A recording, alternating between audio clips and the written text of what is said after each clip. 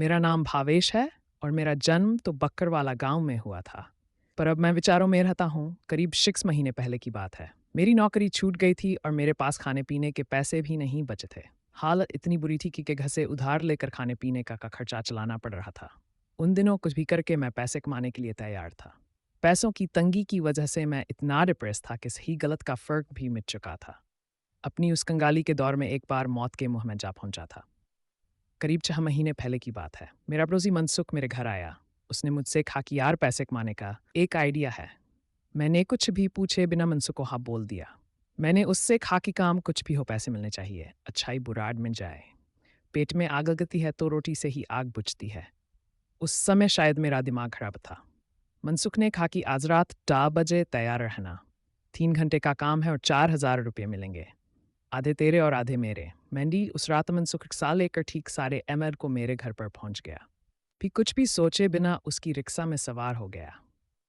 मैंने देखा कि रिक्शा में फावड़ा, कुल्हाड़ी और खुदाई के औजार थे। मैंने हंसते हुए मनसुख को बोला कि भाई किसी का खून तो नहीं करने जाना है। उस पर मनसुख ने जवाब दिया कि हीरे चिंता मत कर, मैं हूं ना कोई लफड़ान ही होने वाला है। केवल पैसे के लिए कुछ भी करना पड़े तो मैं करने को तैयार हूं। थोड़ी ही देर में मनसुख ने रिक्शाए कब्रिस्तान के पास रोक दिया। फिर मुझसे कहा कि चलो फावड़ा और कुल्हाड़ी ले लो, हमें अंदर जाना है। अब मेरे को समझ में नहीं आ रहा था।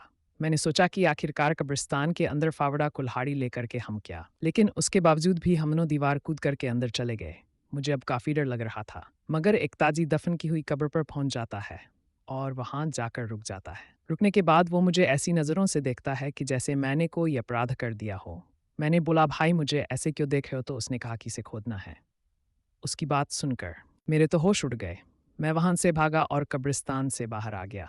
रिक्शे के पास खड़े होकर मनसुख ने मुझे समझाया, सीधे कमाई का कोई एक दिन में चार, अगर तुझे हकामन ही करना है तो यहाँ से निकल जा। मैं किसी और को ढूंढ लेता हूँ, नहीं तो अकेली जुटार हूँगा। कुछ देर मैंने सोचा, फिर मुझे ख्याल आया सिर्फ जब भी जो मर ही चुका है उसकी लाश का कौन क्या करेगा, उससे अब किसी को क्या फ़र्क पड़ेगा। वैसे भी अगर कुछ करके पैसे नहीं कमाए तो मेरी लाश भी किसी गटर के पास ही पड़ी होगी। थोड़ी देर में हिम्मत करके मैं उस किन्होंने और गलत काम के लिए राजी हो गया। कुछ ही देर में हमने उस कब्र को खोदकर लाश बाहर निकाल ली।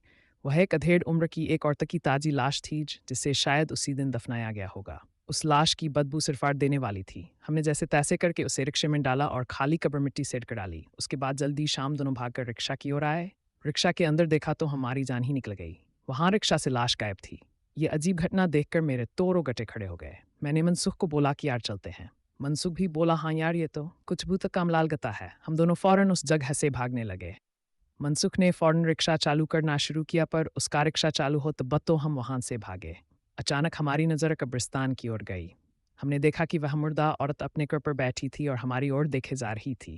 अंधेरे में साफ तो नहीं दिख रहा, पर पक्का अंदाजा कि वहां पर वही मिट्टी से लालक पड़ो वाली औरत थी जिसे हमने खोद कर निकाला था। एक लाश को इस तरह अपनी कब्र पर बैठा देख हमारी तो सिट्टी पिट्टी गुम हो चुकी थी। हमारी तो हालत खराब हो गई थी।